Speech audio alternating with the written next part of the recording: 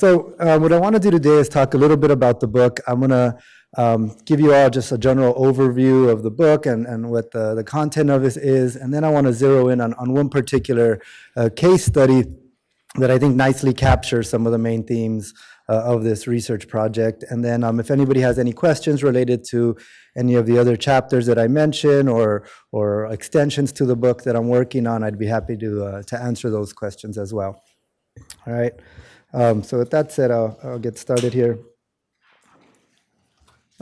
So as some of you may remember, in the spring of 2006, from Alaska to North Carolina and Arizona to Massachusetts, the historic immigrant rights mobilizations that took place captured the nation's attention with a series of mass demonstrations and an array of forms of dissent, ranging from hunger strikes and caravans to boycotts and candlelit prayer vigils.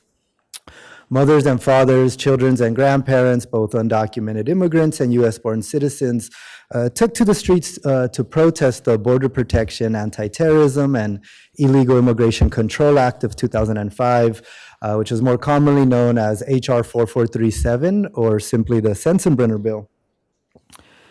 Among its most punitive provisions, the bill sought to increase the penalty of being undocumented from being merely a civil violation like jaywalking into an actual federal felony. If it had become law, people who helped undocumented immigrants in the most basic ways would have been fined thousands of dollars and potentially even incarcerated for doing so. And this could have criminalized everyone from priests, teachers, and social workers to unions, employers, and even the family members of undocumented immigrants. So for example, if I was taking my undocumented grandmother to the hospital and we were to be pulled over, I could be put in prison and fined thousands of dollars for quote unquote transporting an undocumented immigrant. So it was a pretty draconian piece of legislation.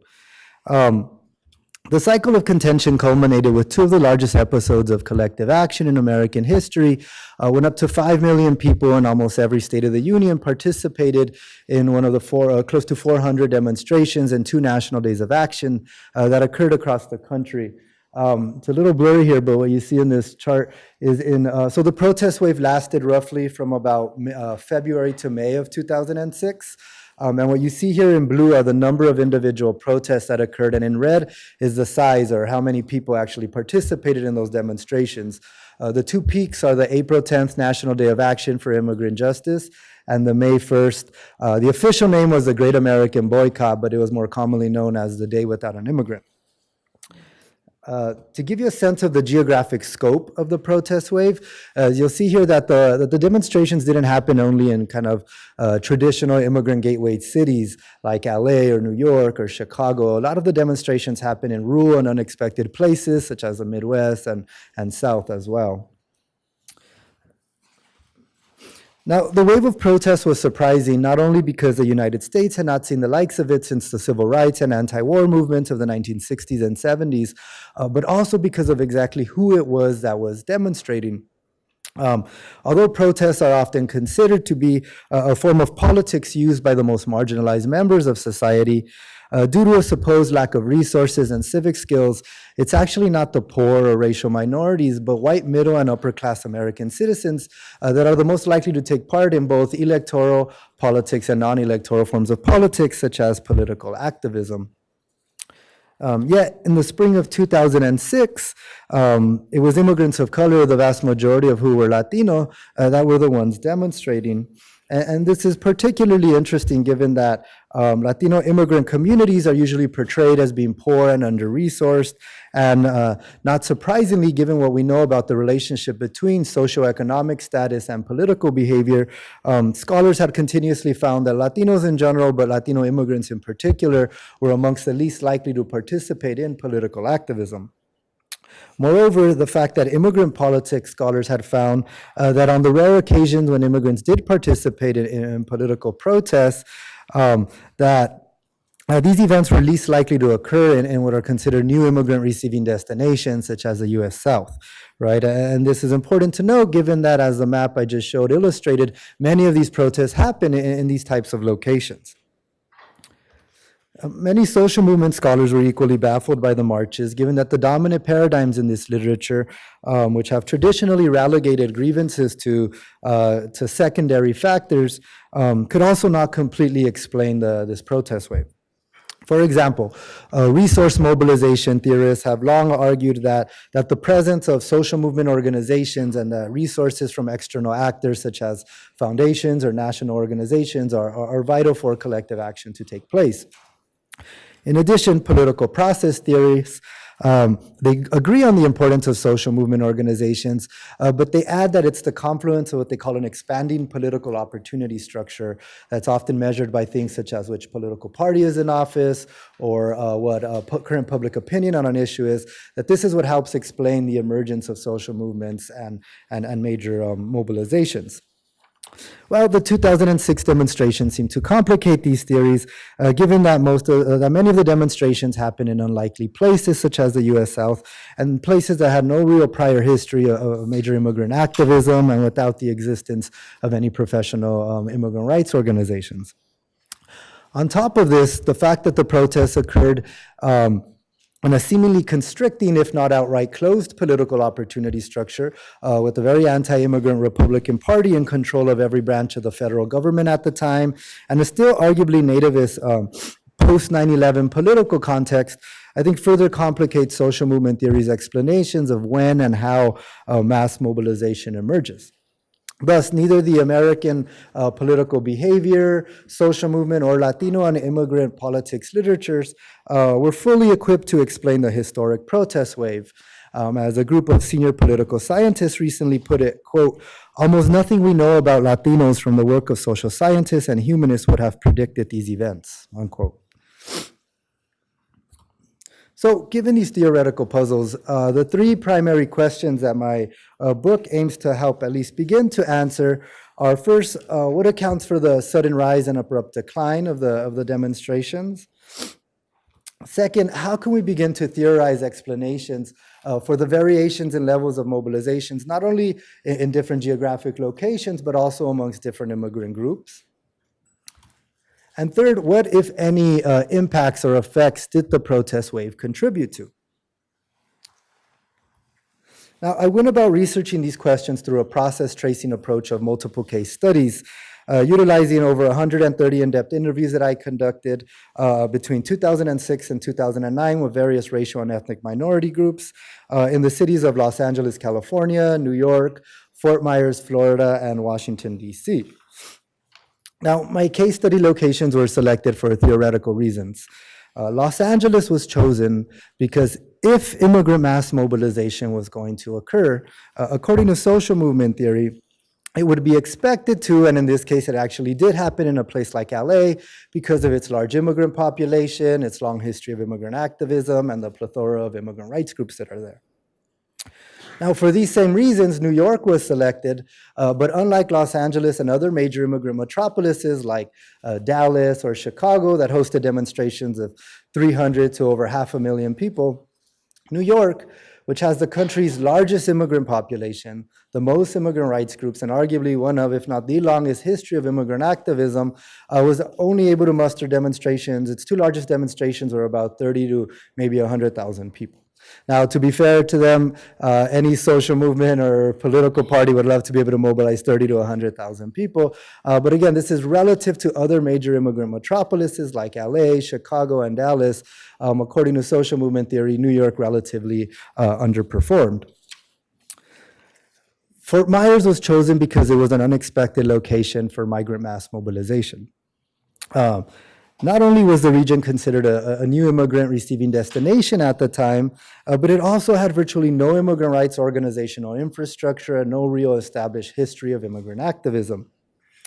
Yet the city of 60,000 people, which according to the US Census only had about a 10% Latino population, hosted a demonstration of 80 to over 100,000 immigrants, according to police reports and newspaper accounts. So Fort Myers was an instance of where large-scale immigrant collective action was not expected to occur, but actually did happen. And lastly, I conducted interviews in Washington, D.C. with national labor, business, civil rights, pro and anti-immigrant organizational leaders and lobbyists in order to examine some of the impacts that these individuals believe the protest wave had on their lobbying efforts and on the policymaking process, because all of them had been lobbying for immigration reform before the protest. So I wanted to kind of get to what they believe these big mass mobilizations had on those efforts. I supplemented my interview data with information that I got from both English and language, Spanish language newspaper archives, protest flyers, census and other survey data, movement websites and emails, as well as secondary scholarly sources. My findings in the West Coast, East Coast, and Southern cities that I examined revealed several common themes. For instance, I found that when nativist legislative threats, such as the Sensenbrenner bill, simultaneously impact the identities and the material interests of immigrants and their descendants, this can trigger a political backlash, not only on the streets, but also in the ballot box, from not only people without papers, and we could talk later about how undocumented immigrants could participate in electoral politics, but also from what I call electorally armed naturalized immigrants and US-born citizens of recent immigrant descent. Second, my interviews with African, European, Asian, and Latino immigrant and US-born activists revealed that immigrant illegality was racialized as generally Latino, but more specifically as a Mexican phenomenon, not only by the broader white general public, as several other scholars have shown, but also by Latinos and other racialized groups themselves. And I think here my research suggests that this phenomena helps explain why different immigrant groups and locations may have mobilized to different degrees. Third, I found that the formation of diverse coalitions, the utilization of pre-existing community resources, and ethnic media outlets all played key roles in the migrant mass mobilization processes in every city that I examined. And finally, the results of my study also indicate that the historic demonstrations had both direct and indirect impacts. The immediate effects were that while they did help stop the Sensenbrenner bill from becoming law, the protests also virtually guaranteed that no comprehensive immigration reform was going to be passed, because they further polarized an already divided Republican Congress, right? A Republican Party that was controlling Congress at the time. But with regards to the more indirect and long-term outcomes, I show how the organizational networks and infrastructures that were built during the marches helped lay the foundations for a massive and historic Latino, 2008 Latino naturalization, voter registration, and get out the vote drives. So just really quickly to summarize, I know most people haven't had a chance to probably look at the book, to just kind of give you a sense of the context of it. In the first chapter, I lay out my theoretical explanation and argument for the mobilizations and situating the project in the relevant scholarly literatures. In chapter one, I briefly kind of summarize what I call the history of the modern day immigrant rights movement, arguing that the protest didn't occur in a vacuum, right? That there had been decades of immigrant and primarily undocumented immigrant activism, in which Los Angeles really played an important part and laid the kind of template for the modern day undocumented immigrant rights movement. In chapter two, Weapons of the Not So Weak, here is where I use the case of Florida, Fort Myers, an unexpected location for immigrant mass mobilization, and it's circled because I'm going to come back to it in a moment, so I won't say too much about it now. Chapter three, Promoting Protest Through Ethnic Media. Here, I utilize the case of Los Angeles, California, which is the largest Spanish and ethnic language media market in the country, to examine something that was virtually unheard of in American social movement history, where you saw corporate mass channels of communication promoting a demonstration. So imagine if the lead anchors, the news anchors from NBC, CBS, and ABC all got together and they filmed a commercial where they link arms and they say, on Saturday we march for our dignity. On Saturday we march for our children. On Saturday we march for our future. March, march, march. And then they promote the time and location of the march. Then that commercial was looped all day long for several weeks on every mainstream channel, right? This is actually what happened throughout Southern California and Los Angeles County in particular, with all the mainstream corporate channels of television news channels. right? So I document how that was able to happen, how activists were able to get these corporate mass channels of communication. Radio DJs were fundamental, and how they were able to basically appropriate these channels of communication. I showed the potential that if activists actually get access to the mainstream media of what they could do. Chapter 4, Coalitions and the Racialization of Illegality. Here I look again at the case of New York City, and I look at why it was that despite not being amongst the largest immigrant population, despite being notoriously underorganized, despite actually being the poorest and the least educated immigrant population, why Mexicans outmobilized and came out in masses in New York, right? So despite the fact that the New York coalition was super diverse, and on stage you had this amazing array of different cultures and immigrant backgrounds of people there, everybody I interviewed in New York said, we were surprised at the amount of Mexicans that showed up, right? And I argue that this has something to do with the way the issue of illegal immigration is racialized in the United States at the time and arguably currently.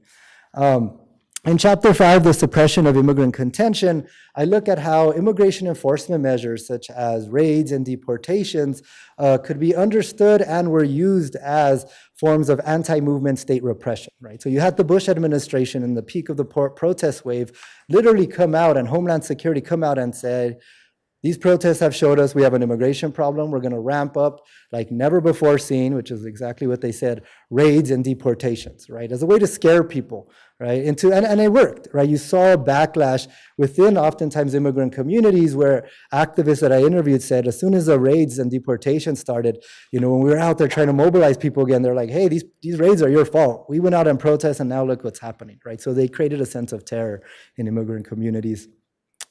Chapter 6 is where I look at the electoral and policy impacts of the protest wave, and I conclude the book by doing a comparative analysis of looking at how similar factors that help mobilize and demobilize played out in the different geographic locations. And I talk a little bit about some of the lessons that this protest wave and the Obama election, the 2008 election, some lessons that it could show us for today under the Trump regime. So the focus of the rest of my talk today is going to be on what exactly motivated traditionally non-political actors to take part in collective action and how an unexpected location and population mass mobilized. In terms of the motivation, I argue that local immigrant and immigrant rights activists decided to take action because the Sensenbrenner bill was an attack on both their racial identities and their material interests. With regards to how the protests were organized, my contention is that local immigrant residents did so through the utilization of pre-existing individual, economic, and social community resources, right? So what do I mean by this? By individual resources, I mean the actual agency, the strategies and tactics that these immigrants came up with to mass mobilize their neighborhoods. By economic resources, here I don't only mean the thousands of dollars that small ethnic businesses donated to organizing the protest, and I'll talk about that in a moment, but the willingness of the immigrant population as a whole to withdraw its labor from the Florida agricultural fields in the peak of harvest season as a powerful economic resource that they used, right? And we could talk about how the Chamber of Commerce there and all the agricultural industry freaked out and ended up giving their workers the day off and actually paid for buses to take workers to the protest if they agreed not to do it again, right? And then by social resources, I mean the social networks and social spaces that are within the immigrant communities. Again, I use Fort Myers because here you saw not only the participation, but the actual organizers of the protests were traditionally non-political actors. So while in Los Angeles and New York, it was your traditional longtime activists and organizers, in Fort Myers, it was nannies, it was farm workers, it was soccer players and construction workers who had never taken part in politics before, who organized their communities, right? And, we're talking about a poor rural population. If the national political opportunity structure was shut, then the state and local level was definitely closed there in Florida. Florida has, according to the Southern Poverty Law Center, one of the most militant and violent anti-immigrant movements. They actually had their own anti-immigrant political party at the time that felt that Republicans were too conservative on immigration. So it was a really local white supremacist movement there. I was talking last night about how I wasn't sure if Florida was the South until I got there and did field work work and saw Confederate flags, and I was like, oh, wow, okay. My understanding of Florida was just Miami before, right? So, so with regards to the first part of my argument, scholars such as May Nye, Nick DeGenova, and Leo Chavez, I believe, have convincingly showed that immigrant illegality is currently racialized as a Latino or Mexican phenomenon. And not surprisingly, many primarily Mexican immigrants in Southwest Florida felt their identities were being directly attacked by the Sensenbrenner bill. And I found that the racialized tone of the immigration debate seems to have triggered a sense of group consciousness and leaked fate amongst them, which in turn motivated them to take action. As Ramona, a domestic worker and single mother of two, explained, quote, I think that the law woke up in our people a feeling of not letting ourselves be humiliated. It was as if they saw us as less, a great feeling of racism. I already had my citizenship, but everyone without it around me was scared to go to work. Being so close to them, I felt their pain. I would put myself in their situation, and it made me feel as if I was the one living what they were going through. That's what motivated me to act. So this sense of collective identity and group solidarity was not limited to individuals in their local communities. The demonstrations that occurred all across the country also inspired Southwest Florida migrants to take action. For example, a soccer league president remembered, quote, when we saw there were protests in big cities, we started thinking about doing one too. We identified with them. We even chose our march to do the same day as them. So several of the immigrants who helped organize the Fort Myers protests explain similar sentiments, and in the actual book, I elaborate more on how these feelings of being part of a bigger group that existed across the country helped minimize immigrants in Southwest Florida's sense of fear and isolation, and it inspired them to act on behalf of and in solidarity with other Latino and Mexican immigrants. And I argue that this phenomenon demonstrates the mental and the material power of imagining oneself as part of a larger group that, while it might be geographically separated and dispersed across the country, is nonetheless cognitively united by similar experiences of state and cultural repression, a shared racialized identity, and the inspiration that this mental geographic remapping, if you will, inspired during the protest wave. But given that there had been similar anti-immigrant legislation that had not only been proposed but actually passed in Florida, and that these immigrants were aware of, but that sparked no large-scale collective action against it, this prompted me to ask these unexpected immigrant activists, what was so different about the Sensenbrenner bill that pushed you to act against it this time and not against the previous legislations? And the answer I received in Fort Myers and all across the country where I did my interviews was that the Sensenbrenner bill wasn't only a threat to their collective identities, but it was a threat to their material interests as well. So over and over again, from people potentially being fired or put in jail for housing an undocumented family member, to small businesses potentially losing their employees or clients, I was told that what was different about the Sensenbrenner bill was that it not only targeted undocumented immigrants, but it also would have criminalized anyone who interacted with them in the most basic ways, right? So a Catholic priest giving mass, a host at mass, could actually be sent to jail for doing that, right? For example, Hortensia, a local mechanic and protest coalition member, bluntly stated, quote, I would have been affected for the main reason that 95% of my customers are illegal. Moises, a local labor contractor, added, quote, I'm an American citizen, but in the area where I work in agriculture, 99.9% of the workers are undocumented. Without those people working for me, I wouldn't have the opportunity to do my work either. So the fact that many of my interviewees stated that they were motivated by this material interest isn't to say that their previous claims of also being motivated because of threats to their collective identities were insincere. Again, what was different about the Sensenbrenner bill is that it posed both types of threats simultaneously. Right, it was a multidimensional threat.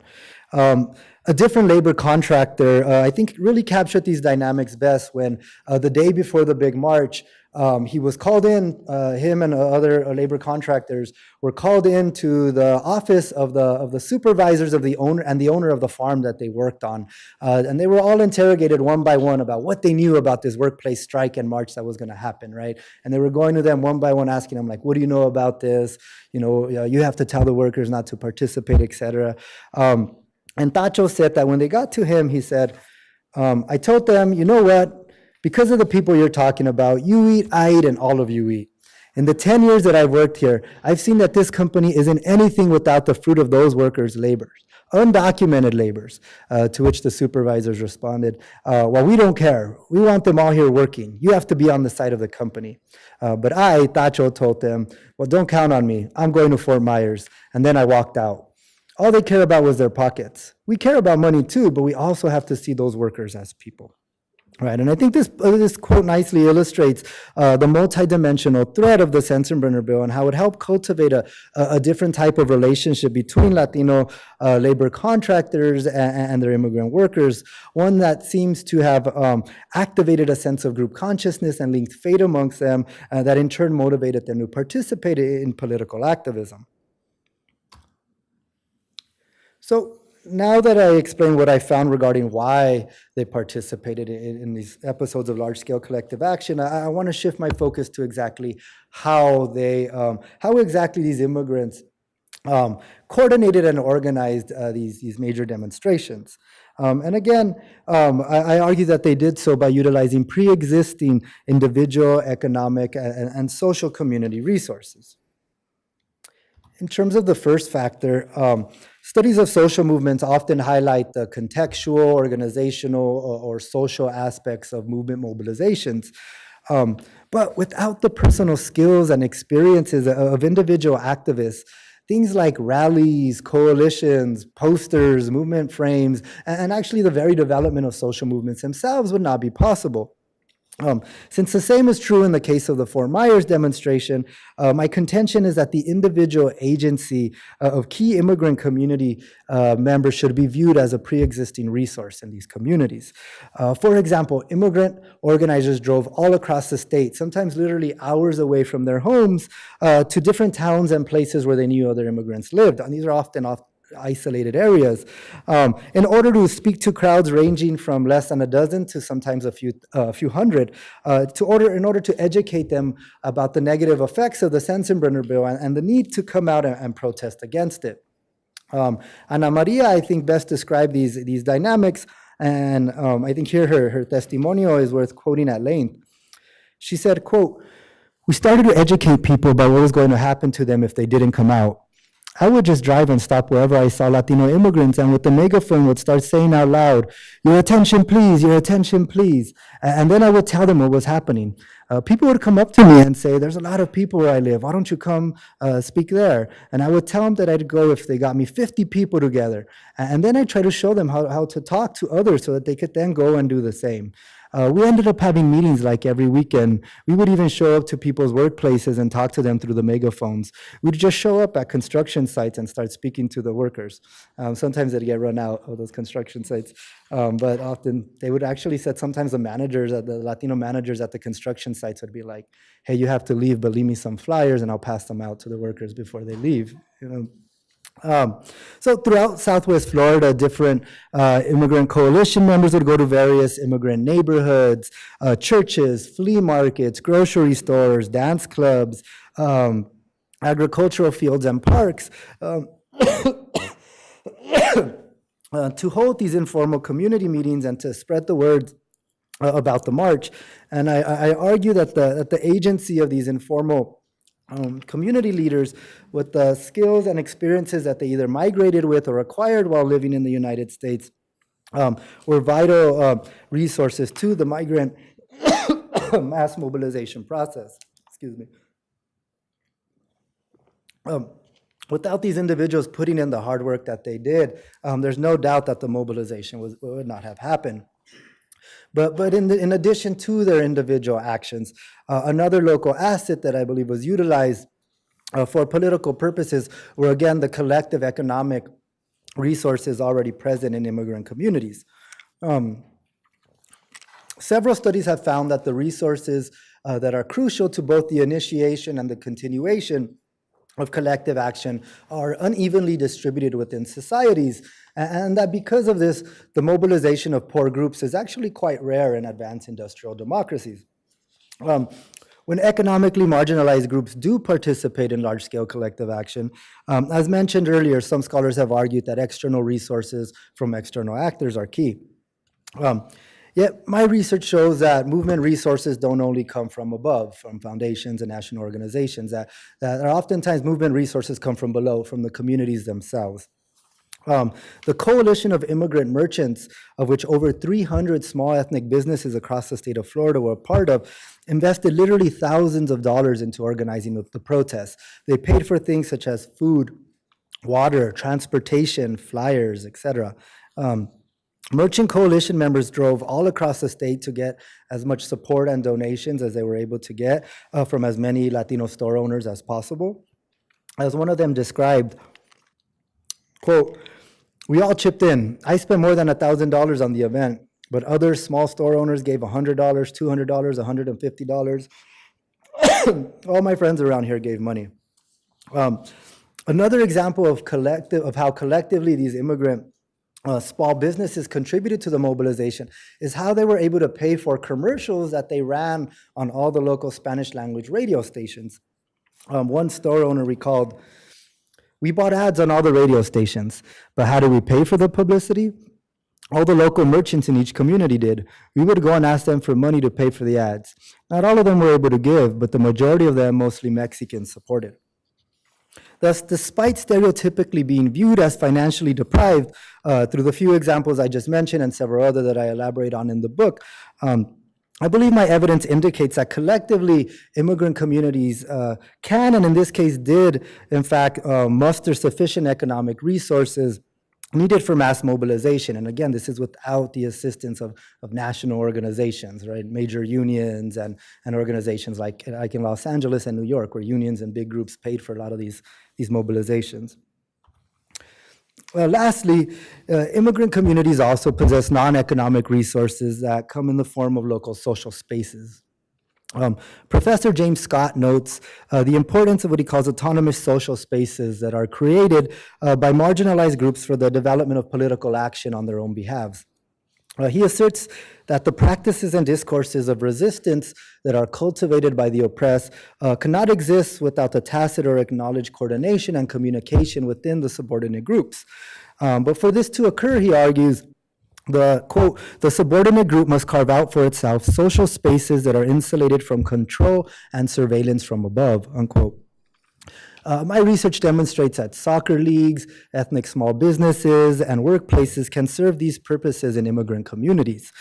For instance, one of the ways that Latino culture has manifested itself throughout these kind of southern new destinations is through the formation of the types of immigrant soccer leagues that I mentioned earlier. These leagues create a cultural space that is familiar, it's entertaining, it's transnational, where immigrants can gather to reaffirm their sense of identity and belonging. And soccer is truly, truly a family and community affair, at least in Southwest Florida, where if you go to any of these games, you'll see that not only some of the local businesses I just spoke to sponsor some of these soccer teams, but you'll see women on the sideline from the communities cooking or taking part in all women's soccer teams, children watching or taking part in youth leagues, and spectators that show up to not only watch the game, but they socialize, they share information about job opportunities, housing opportunities, or actually just news from their hometowns, because oftentimes they all come from the same areas or the same states.